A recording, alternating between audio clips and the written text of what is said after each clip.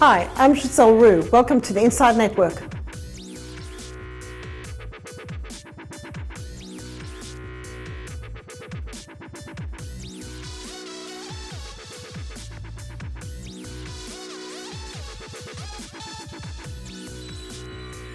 Welcome to the Inside Network. Today we've got Tim Tui from Yarra Capital, one of the best known and best esteemed macro strategists and economists in Australia.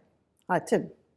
Pleasure to be here, Giselle. So, Tim, what should the government do given where we are now? Do you think they should spend more, cut taxes, or consolidate and wait it out? Paint us a picture. Well, they're going to have to spend more. I know the fiscal package is large, that's been already outlined and delivered, and aside from the accounting errors that people are talking about, there is still going to be a large fiscal fade as we move into 2021. And in many ways, that's the larger issue that the federal government's got to deal with over the next coming months. The budget's obviously been delayed to the end of the year. They do have some quivers in the bow that they can utilise. They can pull forward the tax cuts that are already paid for in the budget. That's certainly probably number one I think they should do. But it's very clear, and we've got this from the Prime Minister's own mouth, that they're thinking about what recovery packages they need to outline. Now, there is some money in the kitty in terms of the miscalculation of the JobKeeper package. Some of that will be spread into 2021 regardless, but over and above that, there will still need to be additional spending in order to prop up demand to a sufficient level. Let's delve a little bit deeper into the household sector. You had a paper on net income impact onto the household sector from this downturn. Do you want to explain the background to that paper and just what impact it will have? Yeah, that's an interesting question. The saving that people are assuming will happen during a crisis, it's a bit of a misnomer that what happened during the financial crisis, that the savings rate jumped on the back of the fiscal payments that were given out. The savings rate did jump high, and it coincided with the fiscal payments. But the micro data that we saw subsequently, and all the research that we saw subsequently, is that the money that was given to the low-income households actually got spent pretty quickly. The reason why this household savings rate was high was because interest rates fell so much and people got ahead on their prepayments for mortgages, and also those wealthier households that could sell financial assets did so, and the cash balance went up. So looking at this point and looking forward, yes, the savings rate will go up somewhat, but savings rate normally moves in proportion to the hit to wealth. And what's interesting about markets at the moment is that despite the really bearish forecasts that were around at the depth of COVID-19, obviously the equity markets rebounded sizably, and house prices, at least to date, haven't come anywhere near meeting the really doomsday forecasts. So wealth is holding it much better, so that's telling us that the savings rate won't jump as much. And also, because interest rates couldn't be cut as much, you're not getting that additional prepayment that we saw in 2009. So mechanically, it's going to be hard for the savings rate to move anywhere near as much as what it did through that 2009-2010 period. So let's turn to another aspect. There's some fear that there'll be financial repression or it will drive a whole host of inflation. Can you just take us through those arguments, Tim? Financial repression, yeah, it's an interesting concept. So for those that are not familiar with that term, it essentially means that the rate of interest on your savings will be below the rate of inflation, predominantly because the government is borrowing so much. The interesting aspect about that statement, or the theory about that, is it sort of steps around the idea that most households get their savings on their investments, in this country at least, via financial assets. So we're in a relatively unique environment at the moment. If you look at the ASX 200 dividend yield relative to the bond yield, so let's use the bond yield as in the case of financial repression, that's at its highest gap since 74, I think it is. Second highest in our history. So it's going to take a lot for Australian households in order to be moving to that financial repression definition formally. That doesn't mean to say that the government won't be using very cheap borrowing rates to lift its borrowing quite dramatically. It already is, of course, but I think there's more of that to come. And we're seeing it globally. As of last night, you saw the proposal out of the EU to borrow another 750 billion euro, which is about 5% of their GDP, I think, roughly, and not to repay it for a very long period of time. So it's not quite moving to modern monetary theory, but it is a step along the journey. We are more prepared as sovereign states to borrow a hell of a lot more than we've ever done in short periods of time and show very little intent to pay it back. In the discussions that you have with your team, beyond some of the things you've already mentioned, what are the kind of changes to the economic environment that you're asking the equity analysts and the credit analysts to take into account?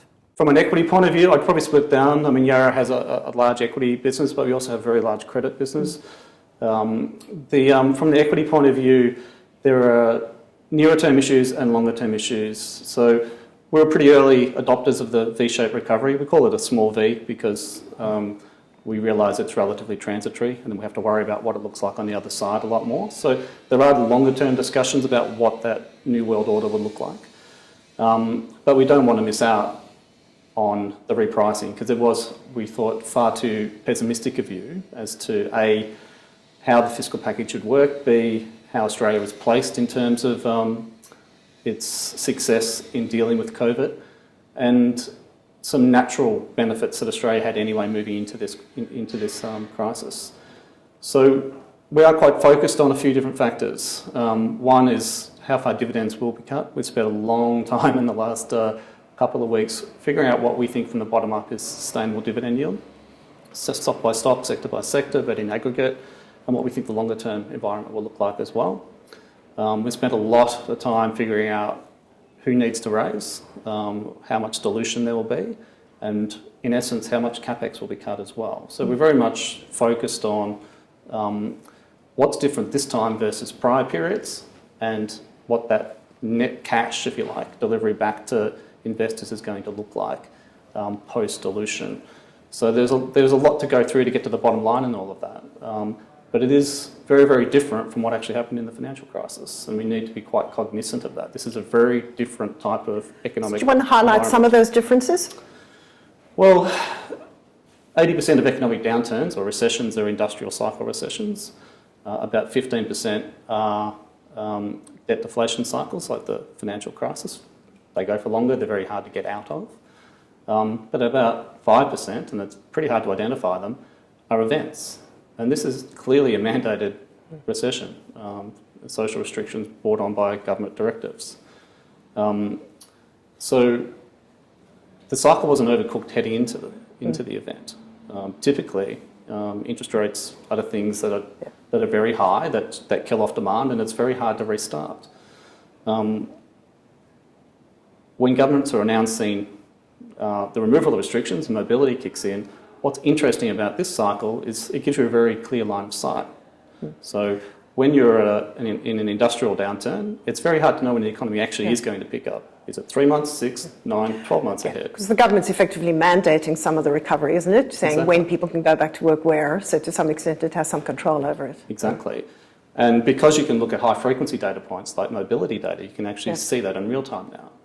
So what's interesting about the next few months is that the peak stimulus delivery will come through at exactly the same time as you're getting the kicker from the pickup and the removal of the restrictions.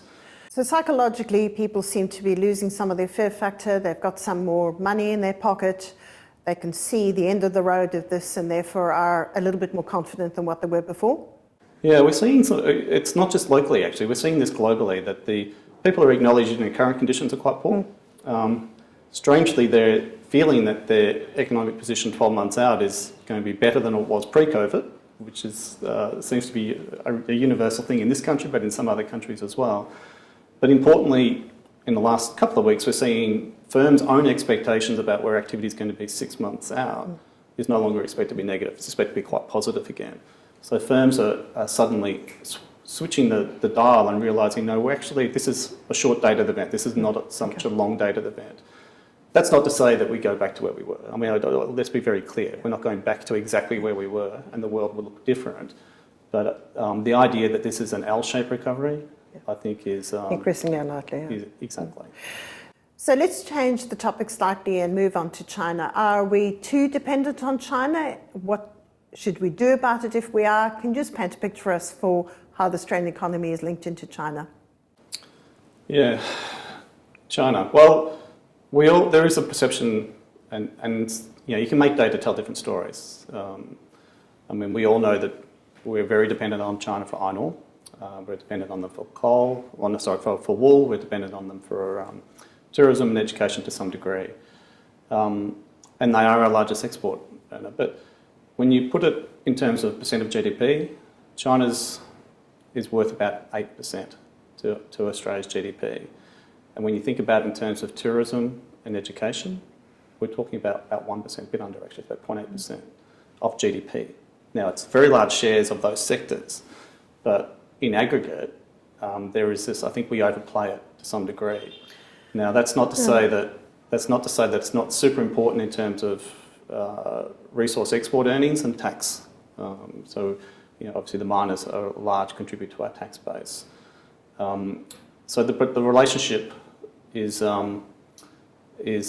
strategically important, and we shouldn't discount it, and we shouldn't go out of our way to aggrieve our major trading partner. But at the same time, we need to realise we are a little bit more diverse. And I'll throw a couple of stats at you, might surprise you. That companies in Australia, or firms in Australia that are under 19 employees, make up about half of profit in Australia. It's about a third of output.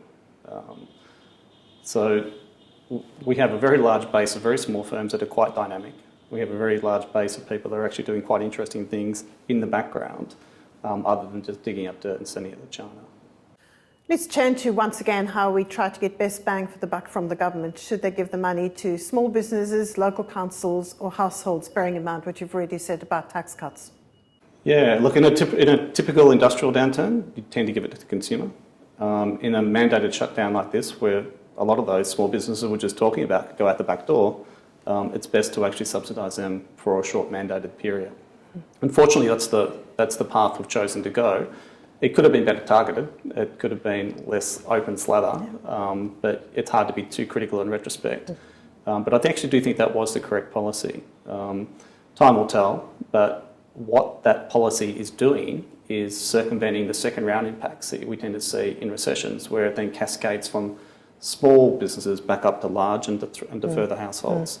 And that's important for the banks, it's important for people that own real estate, it's important for a whole host of reasons.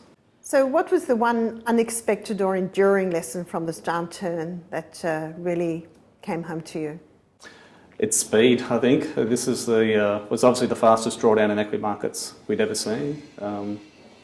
I think in terms of the Dow, it happened in 1/10 of the average time, so it hit bear market status, and it was just that velocity. And I think part of it's got to do with new trading platforms and algorithms and very fast high frequency trading. Part of it has to do with degree of lack of liquidity in ETFs, but it's an interconnected world. So do you feel people's enduring memory will be shorter than what it was before, and they will tend to go back to previous behaviours quicker? So it's like being a quick shock and then it's over, rather than this dragged up period? Yeah, well, that's a good point actually, because there's two aspects to that. One is you hit the bottom much faster, and the reset is that much faster. But also the policy delivery went from 0 to 100 as well in record time. Yeah, amazing. I mean, if you look at the expansion of the Fed's balance sheet as one metric, and probably the most important metric, it was exceptional. And it did do its task. It helped alleviate a lot of the financial stresses quite quickly across markets. But as an investor, it does sort of lead you to believe that if you think this is a seismic event, you don't have time to sit there and say, let's reassess in a week or 2 weeks or a month's time. Let's wait to our investment committee meeting. I think those days are done. Money moves far too quickly, and expectations are reset in real time.